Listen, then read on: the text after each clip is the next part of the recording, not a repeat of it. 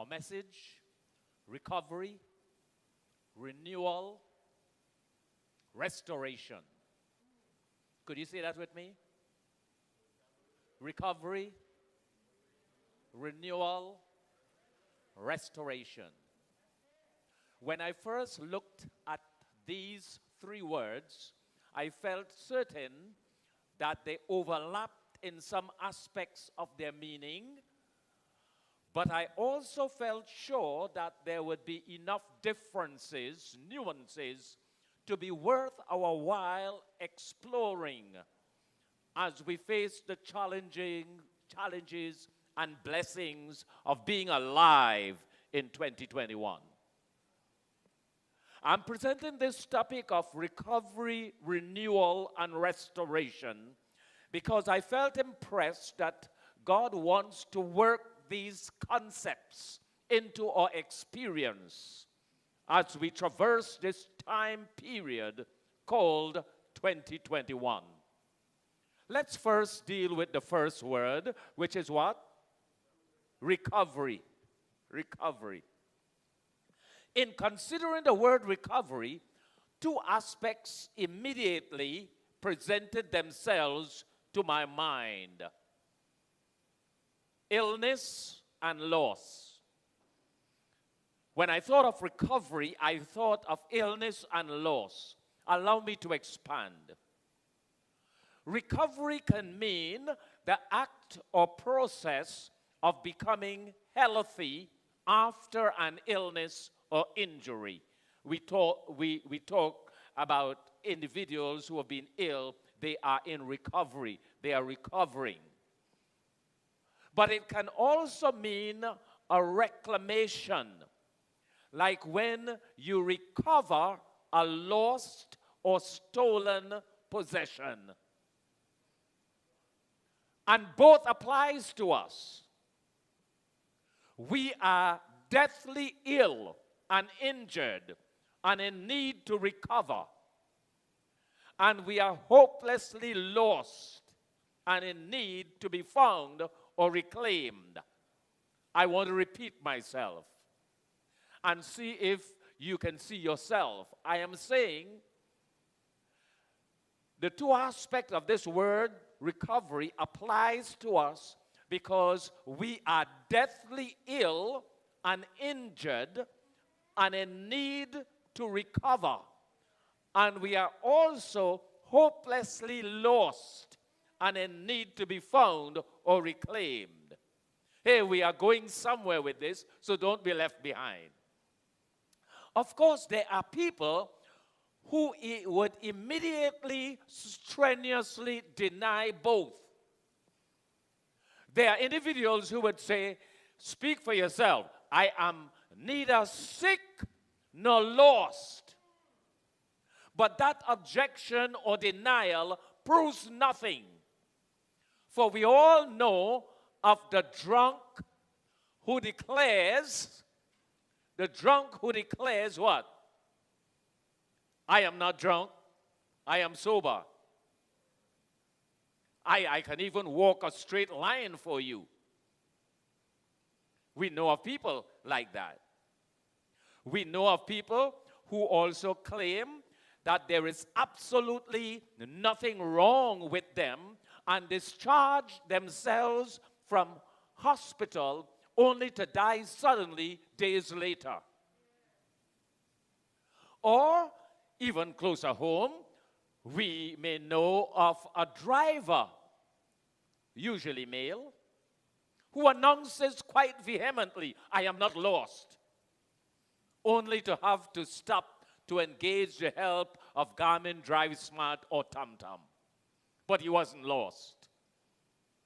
In fact, to declare you are neither ill nor lost is to again prove the Bible to be true. For in Revelation chapter 3 and verse 17, the word of God says, because you say, I am rich and in need of nothing, and do not know that you are wretched, miserable, poor, blind, and naked. Wow! talk about self-deception, talk about lack of awareness. Revelation 3:17 says, we are wretched and miserable and poor and blind and naked and doesn't even know it. So again, let me discomfort you by declaring so early in the new year that you are deathly ill and in need of recovery. And we are all hopelessly lost and in need of reclamation. Let's deal firstly with the reality of illness. Sin has dealt the human family a deathly blow. As a result, my next statement is significant. As a result of sin, there is no perfectly healthy being born on this planet. Did you hear me? There is no perfectly healthy being born on this planet. So when we look at a newborn baby and we say, wow, he is a perfectly healthy baby, that is only saying, as far as the norm goes, he is healthy and no disease or imperfection has yet been manifested. For we are all born with inherited weaknesses and genetic imperfections that will manifest themselves sooner or later as a disease or condition. It's just a matter of time. Oh, my dear friends, sadly, from the day a human being is born, he begins an inevitable march towards the grave. And we, to a great extent, take that as normal. But that was not the original design for human beings. At creation, God meant us to live forever. Feebleness and weakness, deterioration and decline, disease and death were not in his design. All that came as a result of sin, which was introduced by an enemy, an angel called Lucifer, who defected from heaven. And just as we had a part to play in getting ourselves in this mess by yielding to the father of lies, so we also have a part to play in getting ourselves out of the mess by yielding to our original designer, God himself. God has a master plan in this recovery of the human family. But each individual must determine in himself, herself, to whom they would obey, to whom they would yield, God or the impostor. When we yield to God, he tells us how to live so that we can have the best possible outcome in a very imperfect world. In a world in which the laws of sin are well established. But the recovery offered to us in this life is far from the total package. That's why no matter what you do, how well you live, you still become ill and die. When we eat the way God says we should, that is, food in as natural a state as possible, when we stay away from known poisons like alcohol and tobacco and drugs, and eat the eating of those animals, those specific animals that are placed as scavengers on the earth, we will still not entirely escape illness. What we do by living by the health rules and principles is simply give ourselves the best possible chance to live a high quality life for a longer period. But life still ends. Random craziness still happens. The body succumbs to inherited weaknesses. But the bigger picture is even more important. Because when we take care of this body that still ages, this body that will become subject to disease and death, when we take care of this body, we are indicating that we can be trusted with a body that will never die. Remember the inspired statement, I quote, "We are placed in this life to determine our fitness for the future life." Only God can give us the gift of a life that will never end. A body that will never grow old. Only God can give us that gift. A constitution that will not be subject to or be conquered by any disease organism. That's the reclamation part of recovery. Remember, we established that recovery also means reclaiming a lost or stolen possession. We really belong to God. We are His children. He made us. He created us out of the dust in His creative genius. He formed us, the Bible says, a little lower than the angels and crowned us with glory and honor. Hey, but look at us now. Just a shadow of that stately being made to be fit companions for holy angels. Look at us now. Barely recognizable from that noble, lofty being made to reflect the image of God.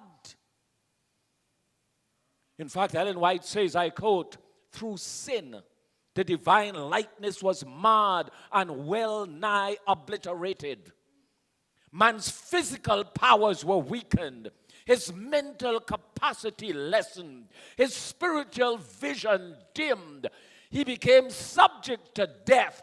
Yet, she says, the race was not left without hope. By infinite love and mercy, the plan of salvation had been devised." Hey, I'm getting into restoration. I told you they overlapped.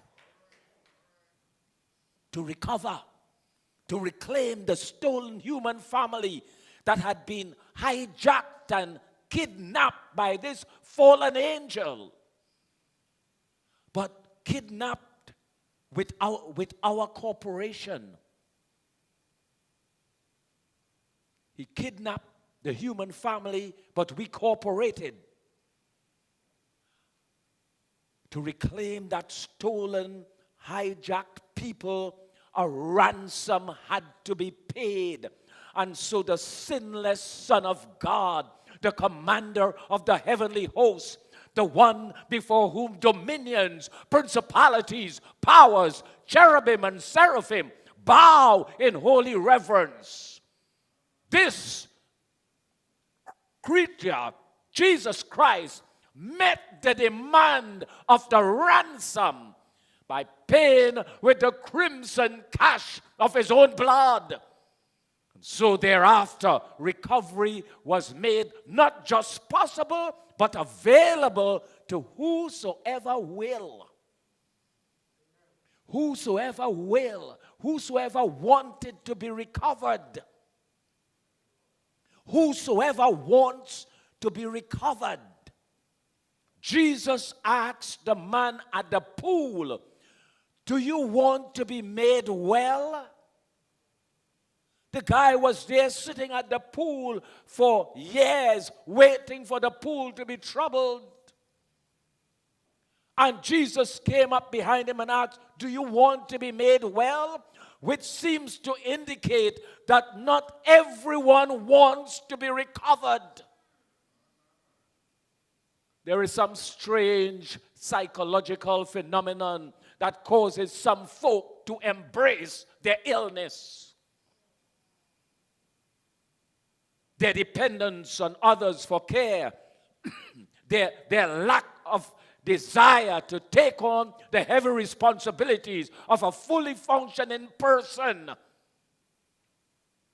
Don't you know that some folk have become adjusted and comfortable behind bars? And they do stuff to get back in?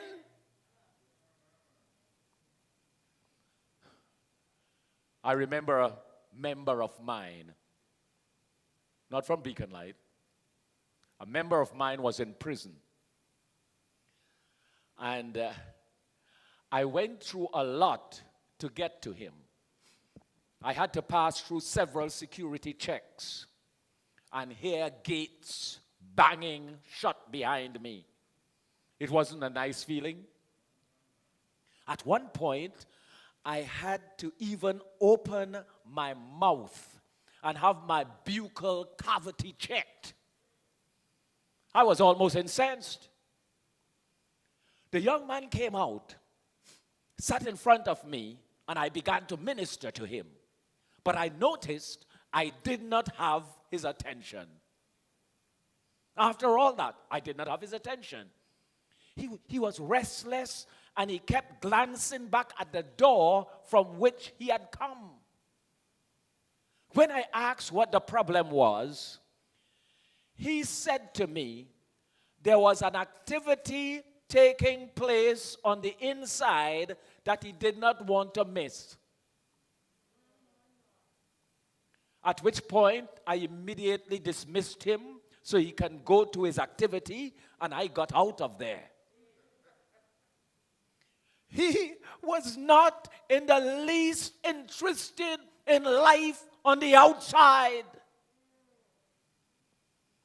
Now, please, I don't want you go broadening what I have said and go as if you think I said everyone behind bars is like that. But I'm saying there are some folk who have adjusted to being in prison. There are some folks who are adjusted and embrace their illness.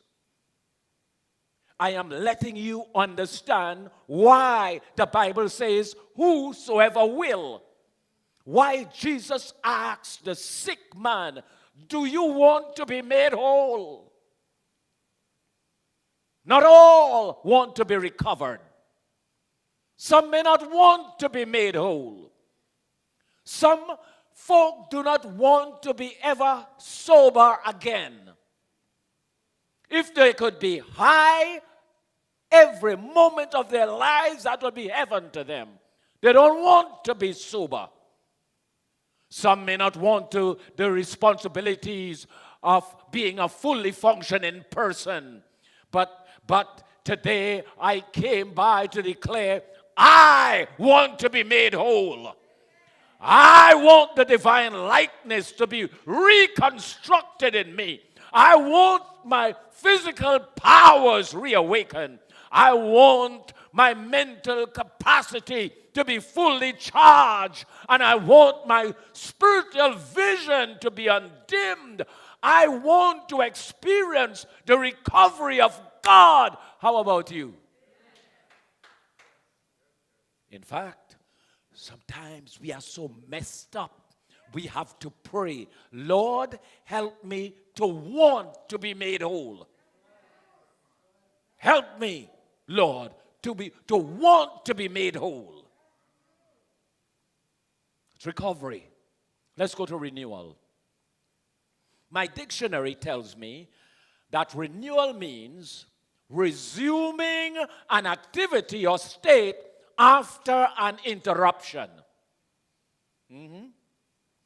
Resuming an activity or state after an interruption.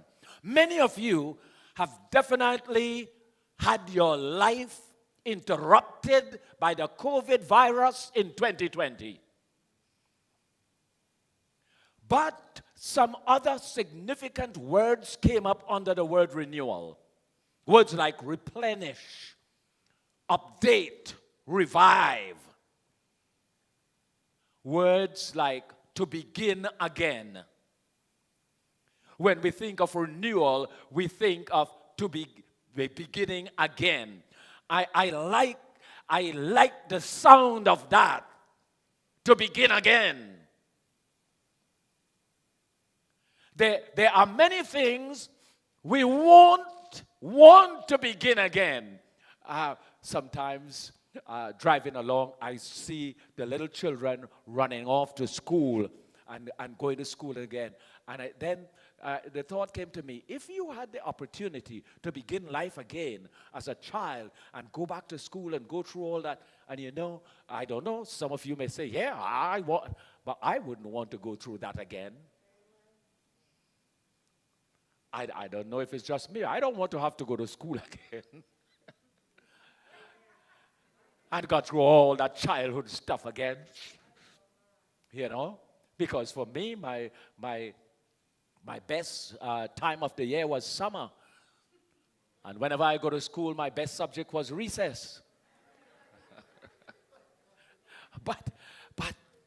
So there are some things we don't want to go over. There are many things we won't want to begin again. But who won't cherish the idea of beginning again when we get things wrong? Let me give you an example. An ambitious young man had an important interview for a dream job he really wanted. On the morning of the interview, he was rushing, which he should not have had to do. But a few blocks from the office he was headed, this irritatingly slow driver was really getting on his last nerve. When he was finally able to squeeze past this slow driver, he glanced at the driver, made a vulgar finger signal, and sped off to his appointment. He reached the office. He sat in the outer office, patiently awaiting his interview. And after about 15 minutes, a secretary escorted him to this impressive corner office, knocked and took the young man in, and there sitting at the desk was the man he had made the finger sign to on the road.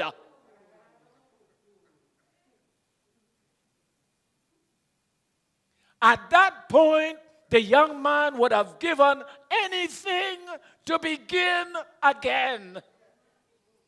I don't need to tell you the end result of that interview.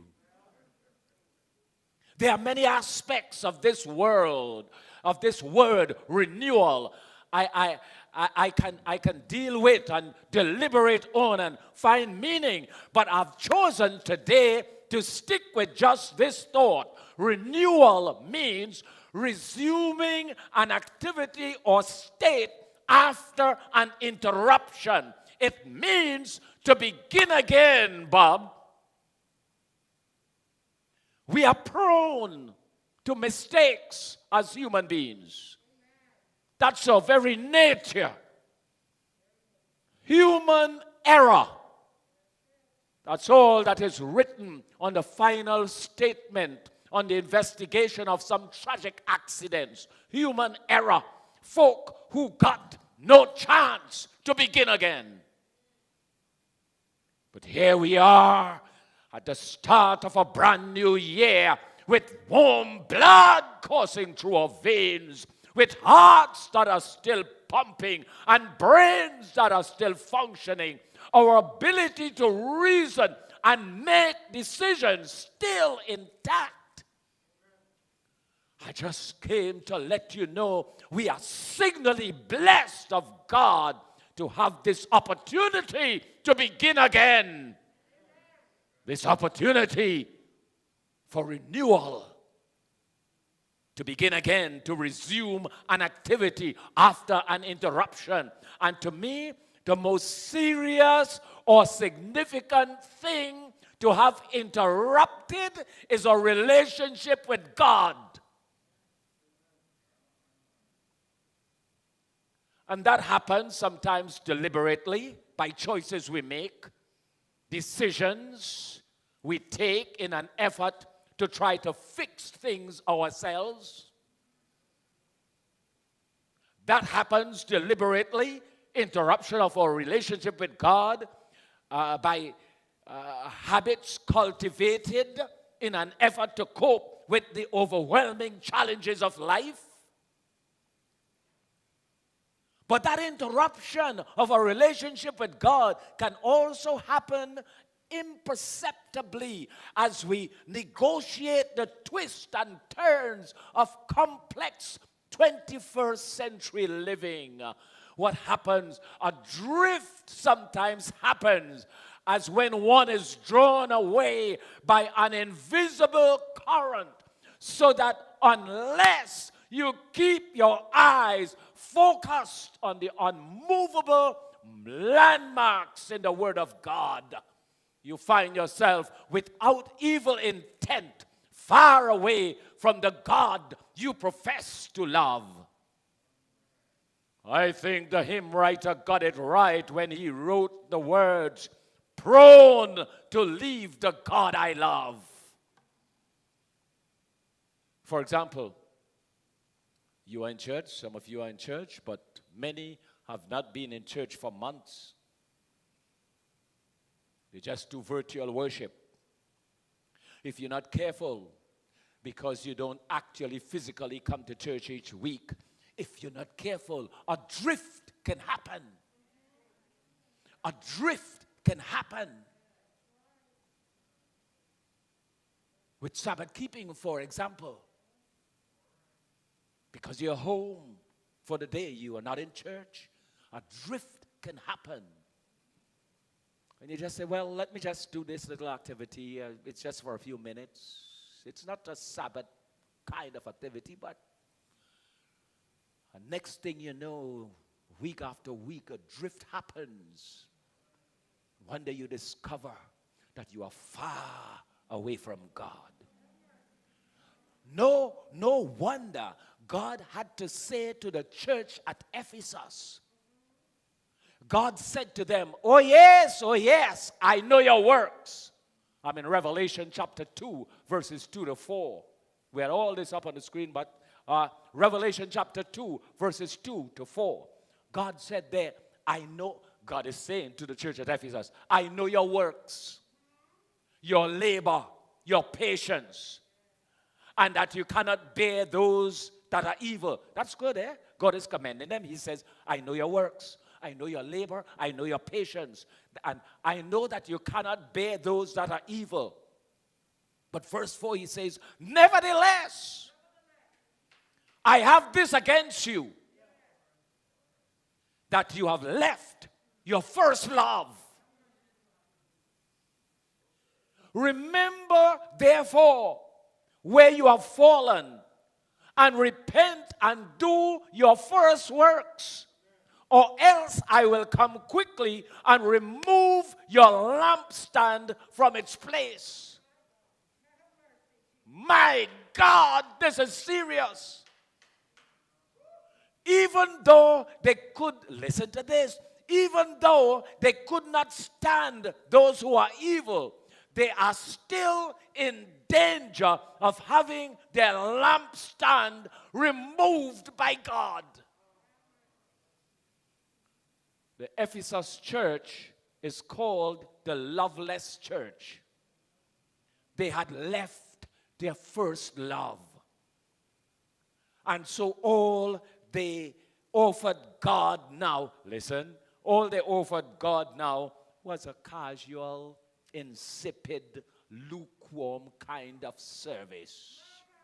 Is anybody seeing themselves? Don't tell anybody if you're just seeing yourself. God said you have lost your first love.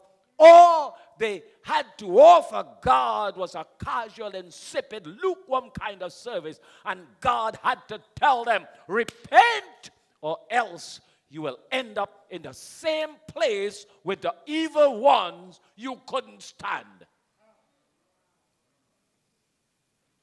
I've told you before in this church, you don't have to be evil to be lost. Listen to me. You don't have to be evil to be lost. You only need to be lukewarm and casual and half-hearted. And that's where renewal comes in. Resuming the ardent relationship after interruption. That's why folk who have been married for 25 and 30 and 40 years go back to the altar and renew their vows. And whether you do it officially or not, that renewal must occur in the heart and mind and activities, or else that marriage can deteriorate into an insipid humdrum. That's why folk who have been married sometimes for 40 years, almost a lifetime, can just drift apart with the passing of time. Because you need renewal. And what we are saying today, this first Sabbath of this new year, we have the opportunity of renewal as we begin this new year. Renew your close connection with God. Recovery, renewal, restoration. We go to restoration. Restoration means to turn something back into what it was once. Did you hear that? To turn something back to what it once was and what it was meant to be. To turn something back to what it was meant to be. Hey, that's purpose. To bring back to the original condition or state. And Charles, you wouldn't guess what came to my mind when I see this thing about restoration, to bring back to the original condition or state. You won't guess what came to my mind. Strangely enough, the first thing that came to my mind with the word restoration was a restored classic car. Oh, and I'm seeing the picture here. I'm so sorry. I had some nice pictures of restored cars before, when they were in the scrap heap, and when they were restored. I'm seeing it here. I wish I could take this monitor up and just turn it so you could see. The transformation is amazing.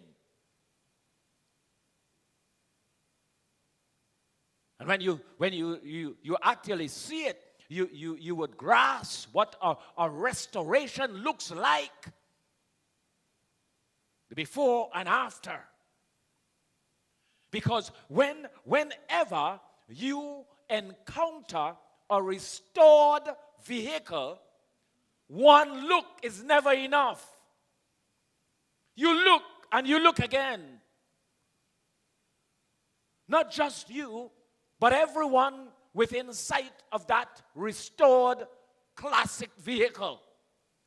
People are looking and marveling because they know they are in the presence of a modern-day miracle made possible by a skilled restorer. I came by to just let you know we have a skilled divine restorer who is willing and able to take a broken and discarded vessel, a vessel marred by sin and made useless by brokenness. Oh, praise God. We have the divine potter who can restore that vessel to its original condition, to bring us back to what we were meant to be. That is to reflect the beauty of the image of God. The psalmist knew about this. That's why he prayed in Psalm 51:7. Purge me with hyssop, and I shall be clean. Wash me, and I shall be whiter than snow. Make me hear joy and gladness, that the bones you have broken may rejoice. Create in me a clean heart, O God, and renew a right spirit within me. And then he says, he uses the word, restore to me the joy of your salvation. 1 Peter chapter 5 and verse 10. The word of God says, and after you have suffered a little while, who have suffered a little while in 2020, God says in 1 Peter 5:10, after you have suffered a little while, the God of all grace, who has called you to his eternal glory in Christ, will himself restore, confirm, and strengthen and establish you. Isn't that encouraging or what? 2 Corinthians chapter 5:17, we're talking about restoration. 2 Corinthians 5:17, therefore, if anyone is in Christ, he is a new creation. The old is passed away. Behold, the new has come. That's what God wants to do for you and with you and in you in 2021. The divine restorer is at work. Psalm 23 verses 2 and 3.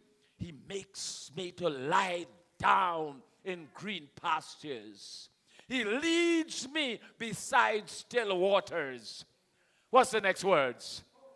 He restores my soul. He leads me in the paths of righteousness for his name's sake. Revelation 21:5. Then he who sat on the throne said, behold, I make all things new. And he said to me, write, for these words are true and faithful. Behold, I make all things new. That's a promise from a God who can deliver and will deliver. Therefore, no matter what this new year throws at us, hold on. For one day, God will make all things new.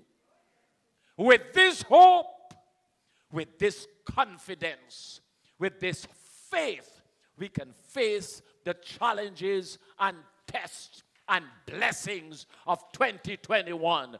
For we are well able to overcome it as God reclaims, as God renews, and God restores us. Our heads are bowed, our eyes are closed. Thank you, Father, for your promise of recovery, renewal, and restoration. We thank you that you have a plan. We thank you that you are a master restorer. And so we come to you as we face this new year, asking, oh God, that you would renew that spirit in us, that first love in us, that you would restore us. Continue your work of bringing us back to the design you had in mind, to bringing us back to the purpose for which you created us. Because we know when you restore us, we will find peace, we will find joy, we will find fulfillment, and eventually one day we would be in your actual presence in the kingdom of God. So, Father, to those who have been broken by the vicissitudes of life, to those who have become accustomed to being sick, or they have adjusted to being unspiritually well, Father, we pray that you would disturb their spirit, that they would say to you, Lord, please help me not to be comfortable with illness. Help me not to be comfortable apart from you. But create in me an unease with a casual relationship with you. Lord, help us not to get accustomed to being lukewarm, because you'll say, because you have said in your word, you'll spew the lukewarm out of your mouth. But Lord, bring us back to our first love, so that we can be the people you want us to be, and we can fulfill the very purpose for which we were born into this world. And one day, may we hear, well done, from your lips. When well done, good and faithful servants, come enter the joy of thy Lord. This we pray in Jesus' name. Amen.